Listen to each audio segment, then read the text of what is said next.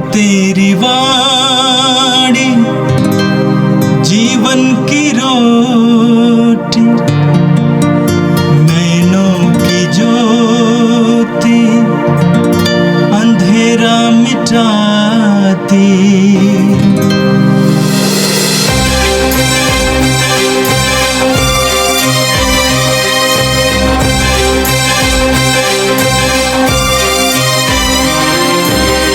प्रभु तेरी वाणी जीवन की रोटी, नैनों की ज्योति अंधेरा मिटाती। प्रभु तेरी वाणी जीवन की रोटी, नैनों की ज्योति अंधेरा मिटाती। वाणी वाणी वाणी वाणी वाणी पवित्र है, शाश्वत है, जीवन का मन्ना है। 12 जनवरी बुधवार, पहला पाठ। सामुएल का पहला ग्रंथ, अध्याय 3, पद संख्या 1 से 10 और 19 से 20। युवक सामुएल एली के निरीक्षण में प्रभु की सेवा करता था। उस समय प्रभु की वाणी बहुत कम सुनाई पड़ती थी और उसके दर्शन भी दुर्लभ थे। किसी दिन ऐसा हुआ कि एली अपने कमरे में लेटा हुआ था। उसकी आंखें इतनी कमज़ोर हो गई थी कि वह देख नहीं सकता था। प्रभु का दीपवृक्ष उस समय तक बुझा नहीं था और सामुएल प्रभु के मंदिर में, जहाँ ईश्वर की मंजूषा रखी हुई थी, सो रहा था। प्रभु ने सामुएल को पुकारा। उसने उत्तर दिया, मैं प्रस्तुत हूँ, और एली के पास दौड़कर कहा, आपने मुझे बुलाया है, इसलिए आया हूँ। एली ने कहा, मैंने तुमको नहीं बुलाया, जाकर सो जाओ। वह लौटकर लेट गया। प्रभु ने फिर सामुएल को पुकारा। उसने एली के पास जाकर कहा, आपने मुझे बुलाया है, इसलिए आया हूँ। एली ने उत्तर दिया, बेटा, मैंने तुमको नहीं बुलाया, जाकर सो जाओ। सामुएल प्रभु से परिचित नहीं था। प्रभु कभी उससे नहीं बोला था। प्रभु ने तीसरी बार सामुएल को पुकारा। वह उठकर एली के पास गया और उसने कहा, आपने मुझे बुलाया, इसलिए आया हूँ। तब एली समझ गया कि प्रभु युवक को बुला रहा है। एली ने सामुएल से कहा, जाकर सो जाओ। यदि तुमको फिर बुलाया जाएगा तो यह कहना, हे प्रभु, बोल, तेरा सेवक सुन रहा है। सामुएल गया और अपनी जगह लेट गया।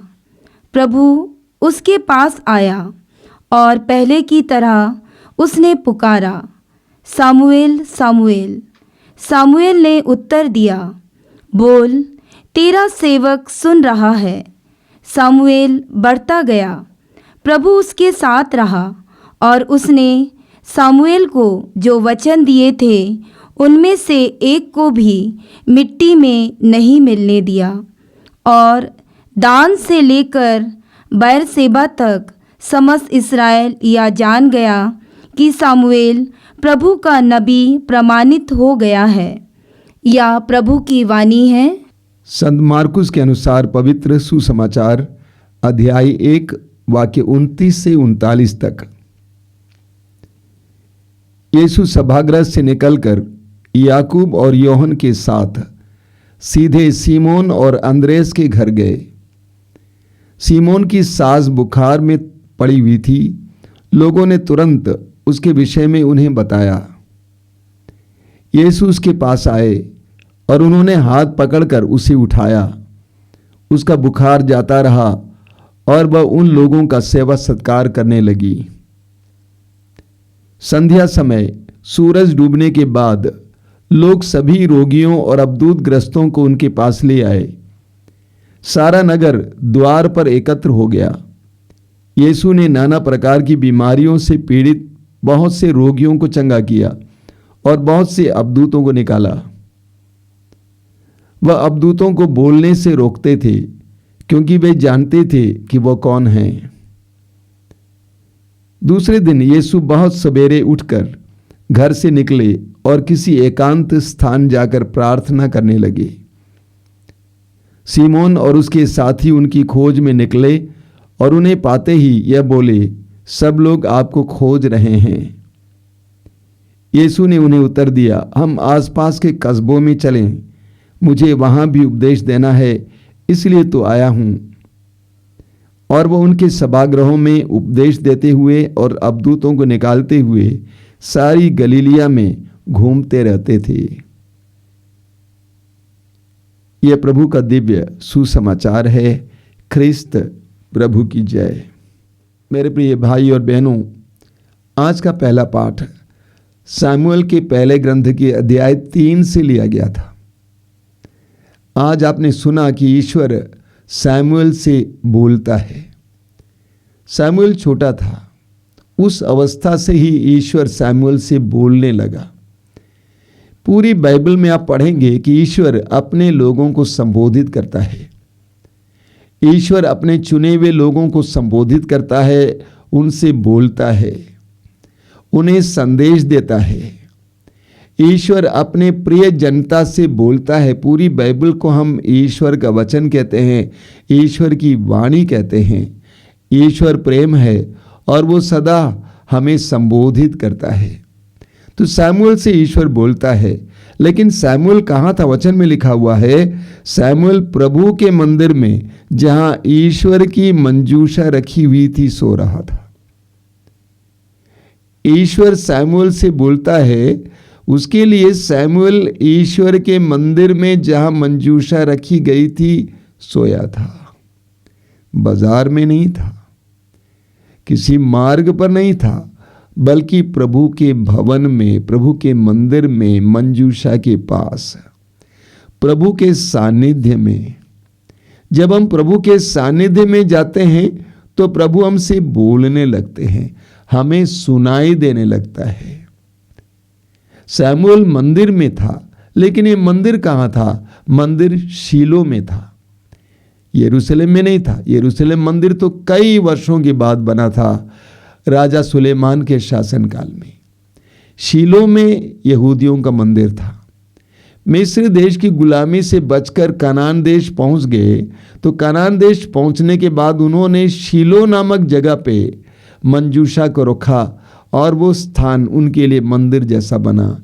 आप इसको जोशुआ के ग्रंथ के अध्याय 18 में पढ़ेंगे, वाक्य 1 में। तो शीलो का मंदिर करीब 370 साल तक यहूदियों के लिए वह उनका मंदिर था। 370 साल तक सामुएल सोया हुआ था और ईश्वर उससे बात करता है। पहले पहले सामुएल पहचान नहीं पाता है। सामुएल सोचता है कि एली ने उसको बुलाया, पुरोहित ने उसको बुलाया है। सामुएल ने कहा, मैं प्रस्तुत हूँ। 2 बार एली के पास गया पूछने के लिए कि आपने मुझे बुलाया। एली समझ गया कि ईश्वर सामुएल को संबोधित करना चाहता है और कहा कि पुत्र, अगली बार जब तुम्हें आवाज़ सुनाई दे तो कहना मैं प्रस्तुत हूँ, बोल प्रभु तेरा दास सुन रहा है। सामुएल पहले पहले ईश्वर की आवाज़ को सुन नहीं पाया, समझ नहीं पाया। उसको ईश्वर की आवाज़ को सुनने की आदत नहीं थी। हमारे जीवन में भी कुछ इसी प्रकार है। कई लोग पूछते हैं कि स्वामी जी कैसे हम समझ लें कि ईश्वर हमसे बोल रहा है, हम कैसे सुने? प्रार्थना की गहराई में उतरने पर, प्रभु के करीब पहुंचने पर हमें प्रभु की आवाज़ सुनाई देगी, धीरे धीरे साफ होती जाएगी। यूहन्ना के सुसमाचार के अध्याय 10 वाक्य 27 में प्रभु कहते हैं, मेरी भेड़ें मेरी आवाज़ पहचानती हैं, मैं उन्हें जानता हूं और वे मेरा अनुसरण करती हैं। मेरी भेड़ें मेरी आवाज़ पहचानती हैं। यूहन्ना के समाचार के अध्याय 8 उसके वाक्य 47 में प्रभु यीशु कहते हैं, जो ईश्वर का है वो ईश्वर का संदेश सुनता है। जो ईश्वर का है वो ईश्वर का संदेश सुनता है। सामुएल ने कहा, बोल प्रभु तेरा दास सुन रहा है, और प्रभु उससे बात करने लगते हैं। आगे आप पढ़े हैं, वहाँ पे क्या लिखा हुआ है? सामुएल बढ़ता गया, प्रभु उसके साथ रहा और उसने सामुएल से जो वचन दिए थे उनमें से एक को भी मिट्टी में मिलने नहीं दिया। प्रभु की प्रतिज्ञाएं, प्रभु का वचन मिट्टी में नहीं गिरता है। आप पढ़ेंगे इस्यास नबी की ग्रंथ के अध्याय 45 वाक्य 23 में लिखा हुआ, प्रभु कहते हैं, मेरे मुख से निकलने वाला शब्द सच्चा और अपरिवर्तनीय है। मेरे मुख से निकलने वाला शब्द सच्चा और अपरिवर्तनीय है। स्तोत्र 33 उसके वाक्य 4 में स्तोत्रकार कहता है, प्रभु का वचन सच्चा है, वो बदलता नहीं है, वो बना रहता है। और आज के सुसमाचार में हमने प्रभु यीशु के सेवा कार्य का एक छोटा सा वर्णन पाया। बहुत सुंदर वर्णन है। हमें लूकस के सुसमाचार के अध्याय 4 उसके वाक्य 18 और 19 में पढ़ने को मिलता है। प्रभु यीशु ये घोषित करते हैं कि पवित्र आत्मा मुझ पर छाया रहता है, उसने मेरा अभिषेक किया है जिससे मैं दरिद्रों को सुसमाचार सुनाऊं, बंदियों को आज़ादी का, अंधों को दृष्टि दान का संदेश सुनाऊं, दलितों को स्वतंत्र करूं और अनुग्रह का वर्ष घोषित करूं। वास्तव में प्रभु यीशु ने यही कार्य किया। आपने वचन में सुना, वह उनके सभागृहों में उपदेश देते हुए और अबदूतों को निकालते हुए सारी गलीलिया में घूमते रहते थे। प्रेरित चरित्र के अध्याय 10 उसके वाक्य 38 में हम पढ़ते हैं, लूकस लिखते हैं, ईश्वर ने ईसा को पवित्र आत्मा तथा सामर्थ्य से परिपूर्ण किया, संपन्न किया, और वो चारों ओर घूम घूम कर भलाई करते रहे और शैतान के वश में पड़े रोगियों को चंगा करते रहे। प्रभु यीशु के सुसमाचार के कार्यों में एक बहुत बड़ा हिस्सा चंगाई के लिए निकाला गया था। यानी प्रभु यीशु ने रोगियों को चंगा करने के लिए काफी समय बिताया था। चारों सुसमाचारों में आप पढ़ेंगे कि प्रभु यीशु शिक्षा देते जरूर थे, लेकिन रोगियों को ढूंढते थे, चंगा करते थे। रोगी उनके पास लाए जाते थे, जैसा कि आज के सुसमाचार में हमने सुना कि सारी जनता उनके पास आई रोगियों को लेकर, अबदूतों को लेकर, और प्रभु यीशु ने रोगियों को चंगा किया। ऐसा क्यों? रोग एक दर्दनाक अवस्था है, रोग एक दर्दनाक परिस्थिति है और दर्दनाक अनुभव है। जब कोई रोगी हो जाता है, उसका मनोबल टूटने लगता है, वो निराश हो जाता है, उदास हो जाता है, दुखी हो जाता है, उसका विश्वास टूट जाता है, दूसरों पर से उसका विश्वास उठ जाता है, ईश्वर पर से उसका विश्वास उठ जाता है। ऐसी परिस्थिति में वो अनायास ही शैतान और दुष्ट आत्माओं के चंगुल में आ जाता है। प्रभु यीशु ने रोगियों को चंगा किया, उनको मनोबल प्रदान किया, उनको सामर्थ्य प्रदान किया। आज के सुसमाचार में आपने देखा कि प्रभु यीशु सभागृह से सीमोन और अंद्रेस के घर गए। लोगों ने उनसे कहा कि सीमोन की सास बुखार से तड़प रही है। वचन में लिखा हुआ है कि प्रभु यीशु उसके पास आए और उन्होंने हाथ पकड़कर उसे उठाया। उसका बुखार जाता रहा और वह उन लोगों का सेवा सत्कार करने लगी। सीमोन की सास बुखार से तड़प रही थी और प्रभु यीशु उसके पास आते हैं, हाथ पकड़ लेते हैं, बुखार चला जाता है। बुखार के जाने के बाद वो यीशु और उनके शिष्यों की सेवा करने लगती है। यही होता है। सुसमाचारों में आप पढ़ेंगे, जब भी प्रभु यीशु ने रोगियों को चंगा किया, उसके बाद रोगी परमेश्वर की स्तुति करने लगते हैं, यीशु के पीछे हो लेते हैं, यीशु के सुसमाचार के प्रसार के कार्य में हाथ बटाते हैं। चंगाई के कार्यों के द्वारा प्रभु यीशु क्या प्रकट करना चाहते थे? सबसे पहले ईश्वर की करुणा और दया को प्रकट करना चाहते थे। प्रभु यीशु के द्वारा, उस चंगाई के कार्य के द्वारा ईश्वर की करुणा और दया बह रही थी। रोगियों को ईश्वर की करुणा और दया का एहसास हुआ। दूसरा, प्रभु यीशु के उन कार्यों के द्वारा ईश्वर का सामर्थ्य प्रकट हुआ, ईश्वर की महिमा हुई। आप पढ़ेंगे योहन के सुसमाचार के अध्याय 9 में उस जन्मांध के बारे में। शिष्यों ने पूछा कि गुरुवर, ये क्यों जन्म से अंधा है? इसने पाप किया, इसके माँ बाप ने पाप किया? प्रभु ने कहा नहीं, ये इसलिए अंधा है जन्म से ताकि ईश्वर की महिमा प्रकट हो जाए, ईश्वर का सामर्थ्य प्रकट हो जाए। ऐसा ही हुआ, वो चंगा हुआ, ईश्वर की महिमा हुई, ईश्वर का सामर्थ्य प्रकट हुआ। तो ईश्वर का सामर्थ्य प्रकट किया गया। रोगियों ने ईश्वर के सामर्थ्य का एहसास किया। सुसमाचार में आज आपने सुना कि प्रभु यीशु अवधूतों को निकालते हैं। अवधूत यीशु को पहचान लेते हैं और यीशु उनको शांत करते हैं, चुप कराते हैं और उनसे लोगों को स्वतंत्र करते हैं। प्रभु यीशु हर प्रकार के बंधन से हमें आज़ाद करने के लिए संसार में आए। रोग का बंधन एक बहुत बड़ा बंधन है, अवधूतों और दुष्ट आत्मा का बंधन एक बहुत बड़ा बंधन है, सबसे बड़ा बंधन है मृत्यु का बंधन। प्रभु यीशु सब कुछ को तोड़कर हमें स्वतंत्र करने आए। प्रभु यीशु को इसके लिए सामर्थ्य कहाँ से मिला, इसके विषय में आज के सुसमाचार में आपने सुना। दूसरे दिन यीशु बहुत सवेरे उठकर घर से निकले और किसी एकांत स्थान जाकर प्रार्थना करने लगे। प्रभु यीशु बड़े सवेरे प्रार्थना में लीन थे। प्रार्थना में प्रभु यीशु ईश्वर से ऊर्जा प्राप्त कर रहे थे, प्रेम प्राप्त कर रहे थे, सामर्थ्य प्राप्त कर रहे थे, प्रज्ञा और विवेक प्राप्त कर रहे थे, ईश्वरीय सत्य का ज्ञान प्राप्त कर रहे थे। ये रहस्य है।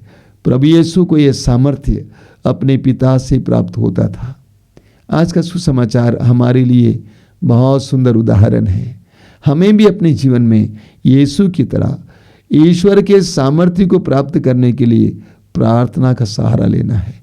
इतना ही नहीं, ईश्वर ने हमें जो दान दिया है मानव कल्याण के लिए, लोगों के उद्धार के लिए इस्तेमाल करना है। आइए हम प्रार्थना करें।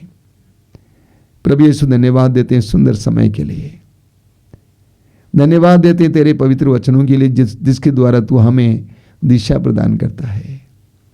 तू हमें समझाता है कि हमारा जीवन कैसा हो। ये प्रभु हमें कृपा दीजिए ताकि हम इन सारे वचनों से प्राप्त रहस्यों को अपने जीवन में उतार सकें, संदेशों को अपने जीवन में उतार सकें। ये प्रभु यीशु इन वचनों को सुनने वाले मेरे भाई बहनों को आशीर्वाद देना। आज उनके सभी कार्यकलापों में तेरी आशीष हो, तेरी करुणा उन पर पड़े, तेरे प्रकाश को उनके ऊपर गिरने दे। अंधकार की शक्ति और दुष्ट आत्माओं से इन्हें बचाए रखना। हमारी प्रार्थना को स्वीकार कर, आमीन।